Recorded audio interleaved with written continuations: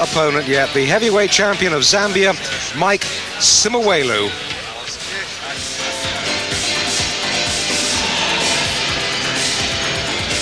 And I tell you, we're going to be having a little musical surprise when Lennox Lewis gets in the ring. I'll tell you about that when it happens, but first of all, let's have Mike Simuwelu.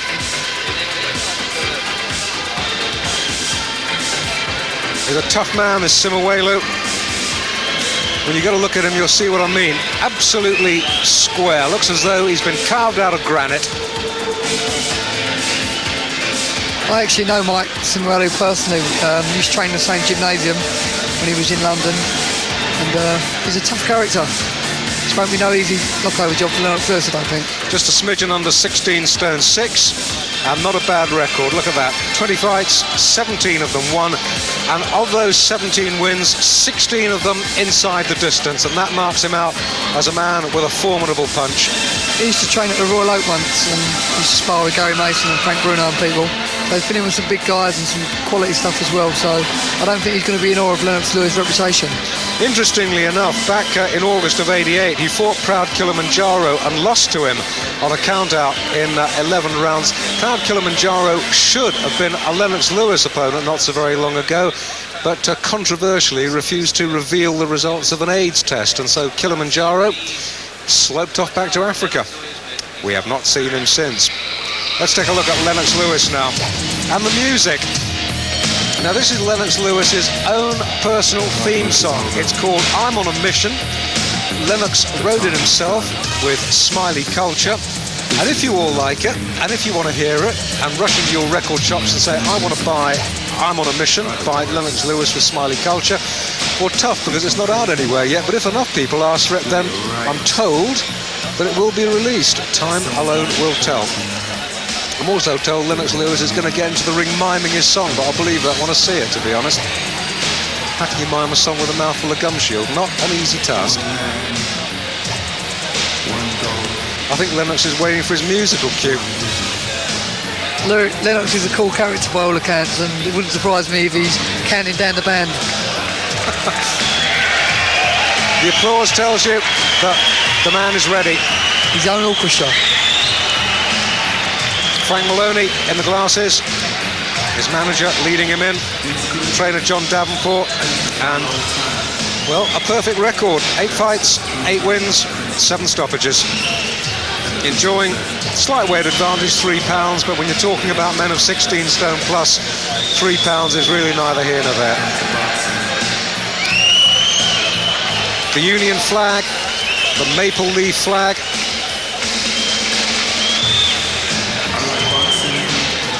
We've got girls dressed as Mounties, girls dressed as beef eaters.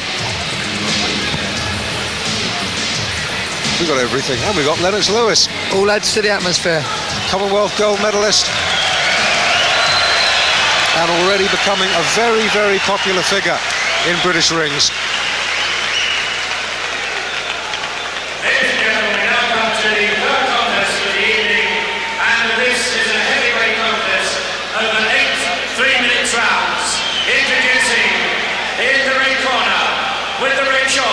From Zambia, Mike Simuwelu.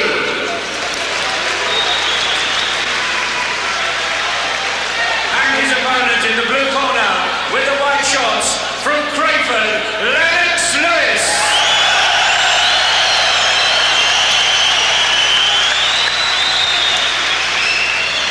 At the weigh-in at 1 o'clock today, Simuwelu scale 16 stone, 5 pounds, 10 ounces.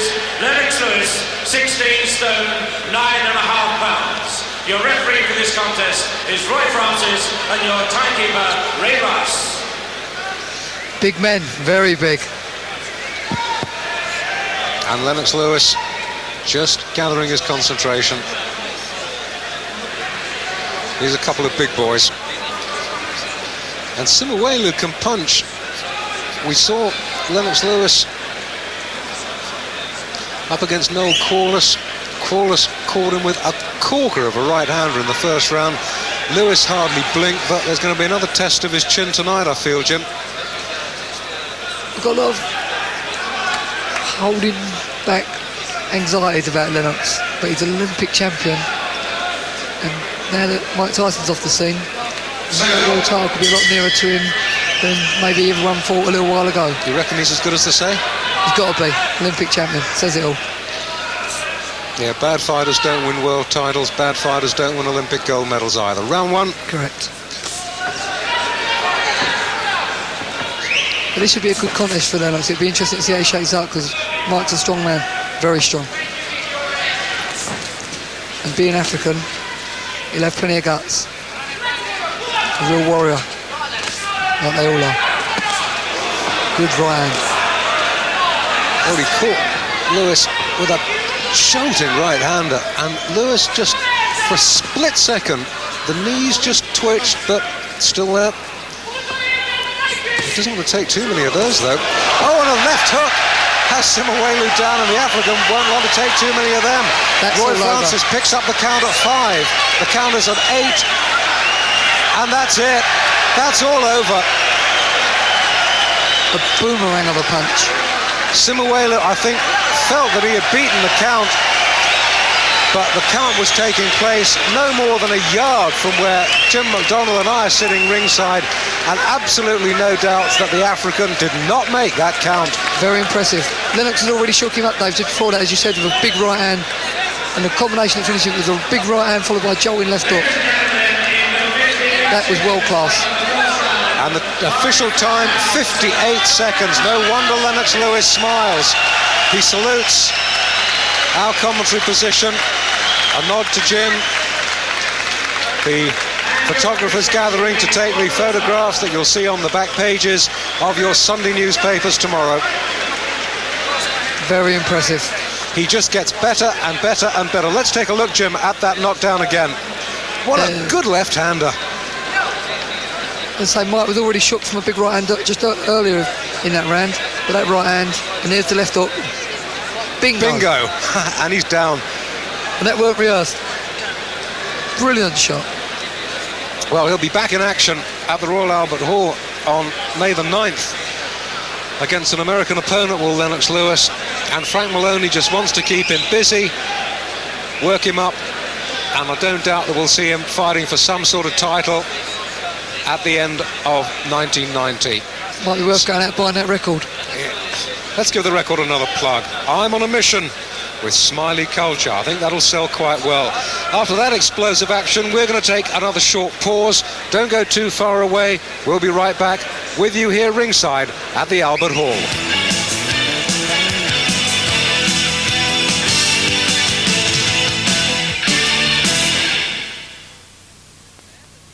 Sadly for the American, his manager died.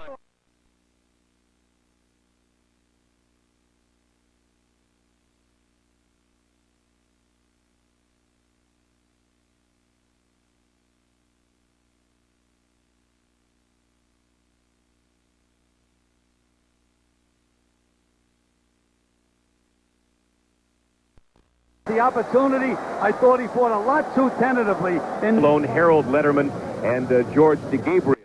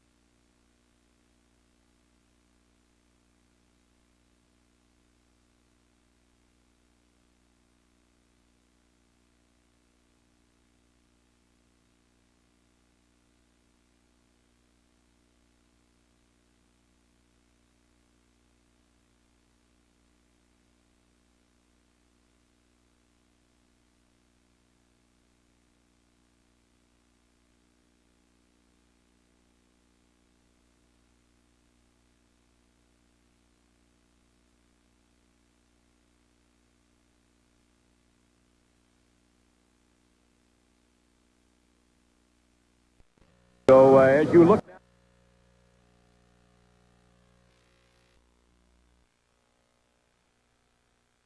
To die. I thought Alex had the opportunity. I thought he fought a lot too tentatively in Lone Harold Letterman and George DeGabriel.